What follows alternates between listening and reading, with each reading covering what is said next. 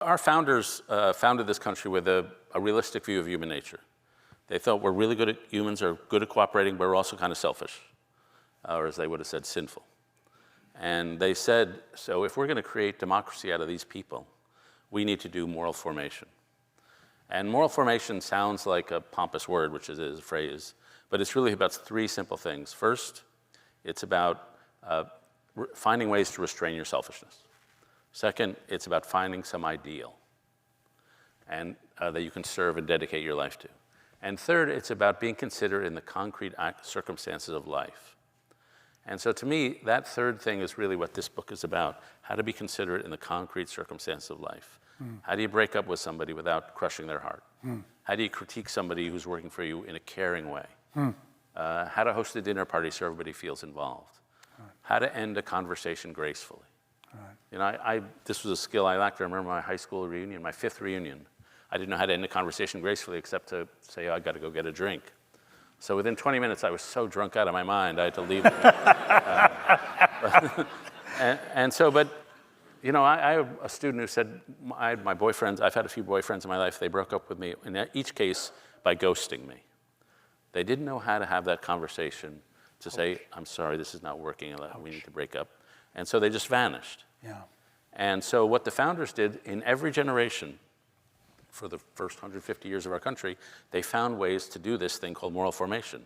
And some were religious, and some were secular, some were, you would say, conservative, some were progressive. They were all kinds of things.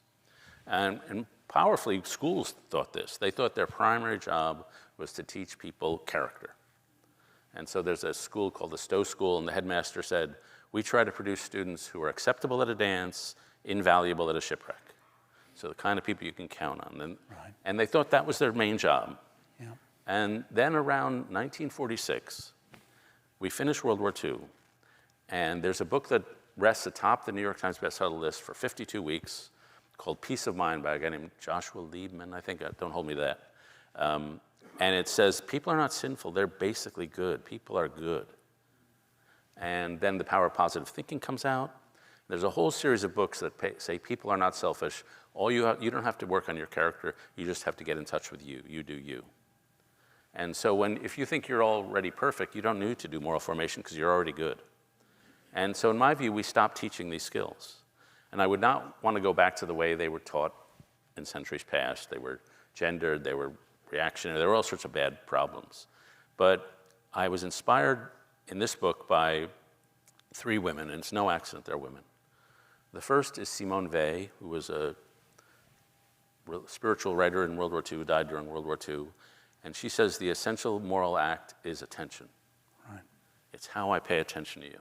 Right. And Simone Weil influenced Iris Murdoch, the novelist and philosopher, who said, normally we go through the world with selfish eyes. How can I use you? What can I get out of this circumstance? And the art of becoming a better person is the art of getting out of your own selfishness and seeing the world as it really is. And so she says our goal here should be to cast what she calls a just and loving attention. She said, the quote you had, the essential immoral act is the inability to see each other correctly. Yeah. And so to me, it's no accident these are women. Like, moral philosophy has existed, obviously, for thousands of years, most of the time dominated by men.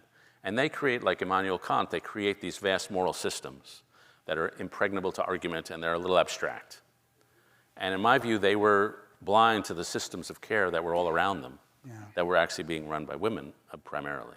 And so along comes Simone Weil and Iris Murdoch and a woman named Nell Noddings who wrote about care, a care ethos.